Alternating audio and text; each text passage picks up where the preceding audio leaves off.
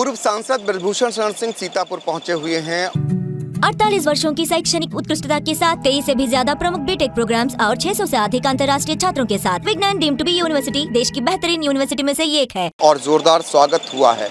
इस बीच उन्होंने कई बयान दिए हैं, जैसा कि इस समय मुद्दा गरमाया हुआ है बिहार का लेकर के। बिहार में अगर बात करें तो राहुल गांधी, तेजस्वी यादव और अखिलेश यादव की तिगड़ी, आपको क्या लगता है ये कोई कमाल कर पाएगी?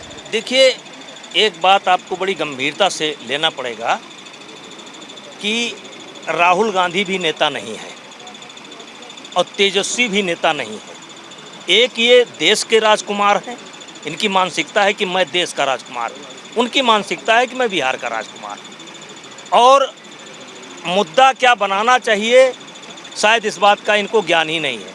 अगर वोट चोरी का मुद्दा था तो इसी उत्तर प्रदेश के अंदर राहुल का गठबंधन जो समाजवादी पार्टी के साथ था, 42 सीटें लोकसभा में जीत करके गए हैं।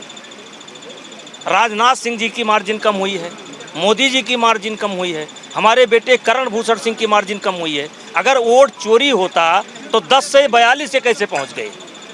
तो इनके पास कोई मुद्दे नहीं है। जाको प्रभु दारुण दुख दीना, ताकि मत पहले हर लीना। इनको भगवान हमेशा विपक्ष में ही रखना चाहते हैं, इसलिए इनकी बुद्धि भ्रष्ट हो जाती है। और वोट चोरी से शुरू हुए थे और मोदी जी के माँ तक पहुँच गए। वोट चोरी से शुरू हुए थे और मोदी जी के माँ तक पहुँच गए। और ये मोदी जी के माँ का अपमान नहीं है, इस देश की हर माँ, हर बेटी, हर बहन का अपमान है। और ये ताली तो बड़े जोर से बजवाते हैं, लेकिन ये चुनाव में बिहार से खाली हाथ लौटने वाले हैं, वहाँ की जनता ने तय कर लिया।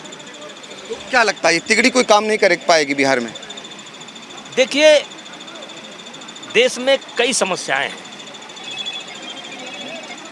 उनको ये लोग मुद्दा बनाने में असफल रहते हैं। ये हमेशा कभी सेना को टारगेट करके मुद्दा बना देते हैं, कभी राफेल को टारगेट करके मुद्दा बना देते हैं, कभी मौत का सौदागर बता देते हैं, कभी चाय बेचने वाला बता देते हैं। अब माँ पर पहुँच गए।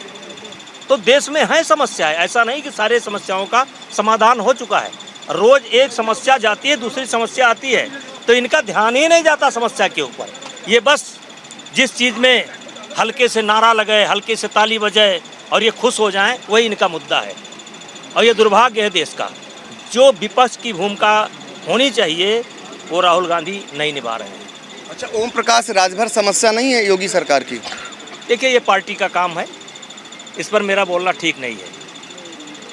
आप अखिल भारतीय विद्यार्थी परिषद के साथ हैं, FIR दर्ज हो गई, कार्रवाइयाँ हो गई, लेकिन लाठीचार्ज और जो विश्वविद्यालय ने जो कुछ किया, क्या वो सही था? नहीं, इससे विश्वविद्यालय ने जो किया, इसके संपूर्ण प्रकरण की जांच होनी चाहिए, उनके खिलाफ कार्रवाई होनी चाहिए। उन्होंने छात्रों को गुमराह किया, उनका भविष्य खराब किया। लखनऊ जैसे स्थान पर, राजधानी में मान्यता न होने के बाद उनका संस्थान चलता रहा, और फिर जब बच्चों ने कंप्लेंट किया तो लाठीचार्ज हो गया। तो उसको तो मुख्यमंत्री जी ने बहुत संज्ञान में लिया है, जांच हो रही है, और इसमें जो लोग भी शामिल हैं, मुझे उम्मीद है और मैं चाहूँगा कि सरकार कड़ी से कड़ी कार्रवाई करे। लेकिन इस तरीके से, जिस तरीके से लाठीचार्ज हुआ, पुनरावृत्ति ना हो तो क्या करना चाहिए? देखिए, इसकी गारंटी तो सरकार दे सकती है। हम तो एक कार्यकर्ता हैं, तो कार्यकर्ता की हैसियत से चाहेंगे ऐसा कृत्य किसी के साथ नहीं होना चाहिए। अब आपका लुक कुछ संत के भेष में आ रहा है, आप माला भी जप रहे हैं, तो क्या अब वो पहले वाला टैग हटा के अब संत कहा जाए आपको? हम पहले से यही थे। जो लोग हमको दूर से जानते हैं, उनके निगाह में मैं कुछ भी हूँ। तो बाहुबली क्यों कहते थे? बाहुबली। देखिए, कहते हैं किसी सोते को गफलत से जगा देना बगावत है। किसी महरूम के हक को, किसी कमज़ोर के हक को दिला देना बगावत है। अगर सच्चाइयों का गीत गाना ही बगावत है तो हम भी एक बागी हैं, मेरा मजहब बगावत है। तो न्याय अन्याय की लड़ाई में बचपन से लड़ता चला आ रहा हूँ, आगे फिर लड़ता रहूँगा। जब तक ये जीवन रहेगा तब तक लड़ता रहूँगा। और माफ़ करिएगा, जब आप किसी बड़े व्यक्ति से टकराएंगे तो या तो आप इनकाउंटर में मारे जाएंगे और या तो आप अपराधी बनाए जाएंगे। इनकाउंटर में मारने का भी मुझे प्रयास हुआ, मेरे ऊपर गोली भी चली, आज भी गोली है, लेकिन उत्तर प्रदेश में शायद कुछ चुनिंदा लोगों में से एक मैं हूँ कि जिंदा हूँ, और लोग जिंदा नहीं हैं, क्योंकि व्यवस्था के खिलाफ जो आवाज़ उठाएगा तो उसको झेलना पड़ेगा। ब्रजभूषण जी, आपका नैमिष में आगमन हुआ था, आपने एक बात कही थी, वहाँ पर कहा था रघुकुल रीति सदा चली आई, प्राण जाए पर बचन न जाई। वहाँ पर हेलीकॉप्टर सेवा शुरू करने को लेकर कहा था, अगर सरकार ने नहीं शुरू की तो मैं शुरू करूँगा, ये वचन देकर जा रहा हूँ। ऐसा बयान तो मुझे खैर याद नहीं है, लेकिन मुझे उम्मीद है कि भविष्य में ये सेवा शुरू होनी चाहिए। आपके पास 3-3 हेलीकॉप्टर हैं, जरूरत पड़ी तो आप भी सेवा शुरू कर सकते हैं। भैया जब कहिए आपको भेजने हैं। नातेदारी रिश्तेदारी है सीतापुर। तो आप क्या चाहते हैं? नैमिष एक पावन तपोभूमि है, अयोध्या को लेकर के आपका ये सर्किट है, इसको जोड़ना पड़ेगा और काम हो भी रहा है, ध्यान में है, आने वाले भविष्य में जुड़ जाएगा। आखिरी सवाल मेरा, 2027 आ रहा है, 27 में तमाम चीज़ें आप देख रहे होंगे, कांग्रेस और अखिलेश यादव का फिर से गठबंधन होने जा रहा है, मायावती की अलग खिचड़ी पक रही है, क्या रहने वाला है 27 में? देखिए, कांग्रेस एक डूबता जहाज है, उसके कप्तान राहुल गांधी, तो जो डूबता हुआ जहाज है जिसके कप्तान राहुल गांधी है, उस पर जो भी बैठेगा वो डूबेगा। यानी अखिलेश यादव को डूबना है। राहुल गांधी अगर कप्तान रहेंगे जहाज के, उस जहाज पर जो जो बैठेगा वो डूबेगा। तय है? बिल्कुल तय है।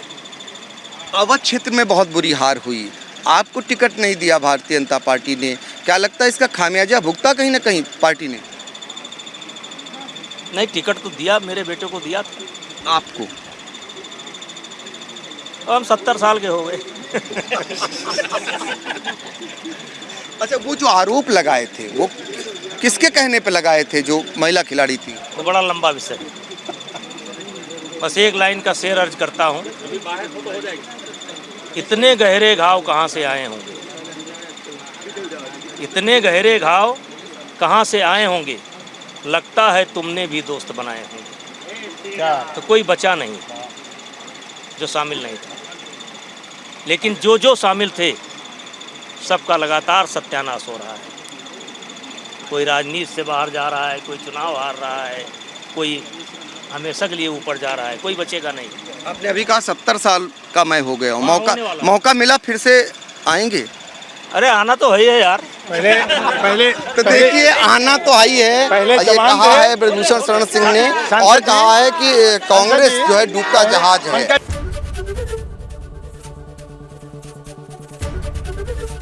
एबीपी गंगा, खबर आपकी, जुबान आपकी।